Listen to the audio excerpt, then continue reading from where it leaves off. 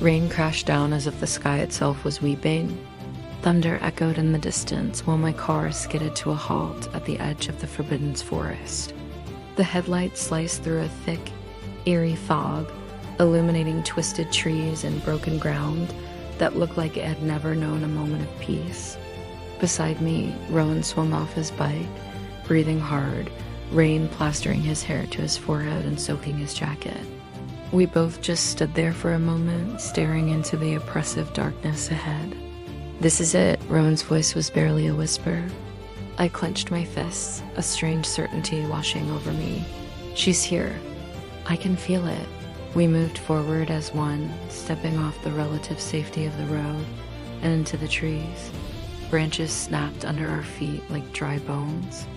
A cold wind whispered through the leaves, carrying secrets we weren't meant to hear. Deep within the woods, something shifted, a subtle disturbance in the air, but nothing revealed itself. Then the abandoned house materialized through the mist. It stood crooked and lifeless, its windows dark and empty like the eyes of a skull. I pushed the door, and it creaked open with a groan that echoed through the silence. The air inside was freezing, heavy with the scent of decay. Dust motes danced in the beams of our flashlights, and then I saw them. Strange, unsettling symbols were carved into the walls, burned into the wooden beams, and scratched into the stone floor, layered over each other like years of forgotten, desperate prayers. And beneath the dust and damp, another smell, metallic, sharp, blood. I took a step forward and felt something wet squelch under my shoe. Looking down, I saw dark red stains spreading across the floorboards. "They hurt her," I whispered, the words catching in my throat. Rowan's jaw tightened, his expression hardening into a mask of pure fury. "Not for long," he growled. We moved deeper into the house, every footstep echoing in the suffocating quiet. Every breath felt deafeningly loud. And then, from somewhere below us, a faint sound reached our ears. A weak, fragile voice. "Elara." I froze, my heart stopping in my chest. That was her. We ran. We plunged down a set of broken stairs, navigating narrow, claustrophobic corridors. We passed locked doors that Rowan kicked open without a second's hesitation, the wood splintering under the force of his boot, until finally we reached a dimly lit room at the heart of the cellar. Candles flickered along the walls, casting long, dancing shadows. More blood symbols were drawn across the floor in a complex, horrifying pattern, and in the very center of it all was Elara. She was tied to a chair, bruised and shaking. Her face was deathly pale, her eyes half closed. "Elara!" I yelled, rushing to her side. She lifted her head, a slow, painful movement. Her lips trembled as she tried to form words. "Lucien? Rowan?" Rowan dropped to his knees beside her. "We're here," he said, his voice thick with emotion. "You're safe now." My hands shook as I worked on the ropes, her blood staining my fingers. I didn't care. The second she was free, Elara collapsed into my arms, her body ice cold and limp. She was barely conscious. "I thought I wouldn't see you again," she whispered, her voice a thread of sound. "You will," I said softly, holding her close. "Always," but our reunion was cut short. Slow, deliberate footsteps echoed from the hall above. They weren't rushed, not angry. They were calm, controlled. A heavy presence filled the room, making the air crackle with energy. The candle flames wavered wildly, and the shadows seemed to bend toward the doorway. A tall figure stood there, elegant, silent, and completely unbothered by our intrusion. His eyes were dark voids, ancient and endless. "Elijah." Instantly, Rowan was on his feet, positioning himself between Elijah and Elara. I did the same, shielding her with my body, ready for a fight.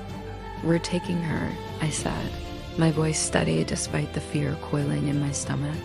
"You won't stop us." Elijah just looked at us for a long, unnerving moment. He was studying us, measuring us, judging us. And then the corner of his mouth curved into a faint, chilling smile. "You're brave," he said, his voice quiet but resonant. "Or foolish. Perhaps both."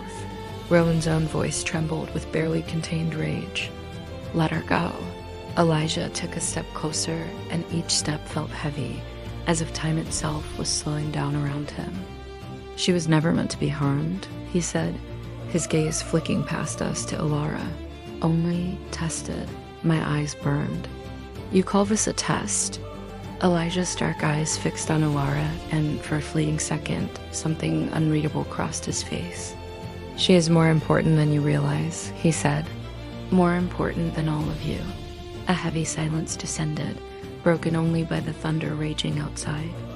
"You may leave," Elijah continued, his tone impossibly calm. "Tonight?" Rowan stared at him in disbelief. "Just like that?" "Yes," I narrowed my eyes, searching for the trick. "Why?" Elijah turned away slightly, his profile sharp in the candlelight. "Because some stories must unfold slowly," he replied, his words cryptic. "And her chapter is not finished yet." He looked back at us, his gaze piercing. "Run, before I change my mind." I didn't need to be told twice. I carefully lifted Elara into my arms. Rowan grabbed his bag, and we backed away, step by agonizing step, expecting an attack that never came. We reached the cellar door, then the main floor, and finally burst out into the storm. The rain hit our faces, cold and real, washing away the stench of the house. We ran, through the trees, through the mud, through the suffocating darkness, until we finally reached the road. I gently placed Elara in the back of the car. Rowan stood guard, his eyes fixed on the forest. I was silent again, too silent, as if the nightmare had never happened. Inside the car, Elara's eyes fluttered open. She looked from my face to Rowan's, and tears began to roll down her cheeks. "You came for me," she whispered. I managed a weak smile. "Always," Rowan nodded, his expression grim but resolute. "No matter what." The engine roared to life, and the headlights cut through the night. We drove away, leaving the Forbidden's forest and its horrors behind. But I knew, far behind us, deep in those woods, Elijah was standing alone in the shadows, watching us go. And I could almost hear his voice on the wind. "Soon, the truth will tear you apart. Some rescues are victories, but some are warnings." Thanks for watching, and if you want to see what happens next, make sure you're subscribed. You won't want to miss it.